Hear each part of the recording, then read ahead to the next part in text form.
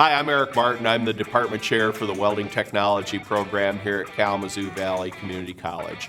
I grew up on a farm in southwest Michigan and we always needed things welded, so my dad and I would take trips down to the local blacksmith shop and see him put pieces back together. And when I was about 8 years old, it kind of fascinated me, and I guess the bug bit me at that point.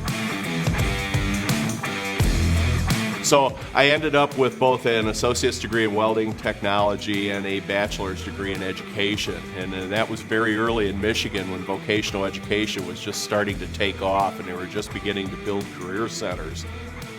So from it all, I've been able to visit and be in welding shops all over the state of Michigan in all different levels. And from that, I learned a lot from the folks in those shops. I always heard people say what they were looking for in a welder. And from my experiences in the field, I learned how to bring those notions of what they were looking for in a welder back to Kalamazoo Valley and apply them to how I wanted to teach students to weld. We put in machinery that reflects the type of machinery that you'll run into out in the industry itself.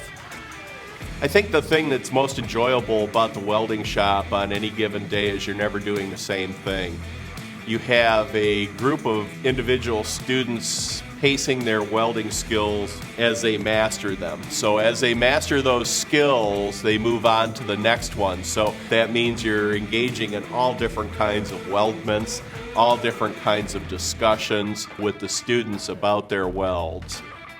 For folks coming into the welding industry, one of the things that we look at is your ability to perform, and so do employers. So our particular field happens to be one where you have to exhibit your skills.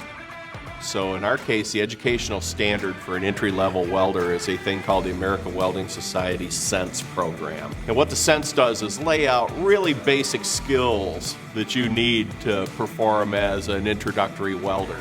So students begin to see what the industry is demanding of them, how quality affects welds, the things that they have to do to produce a sound weldment on a regular basis.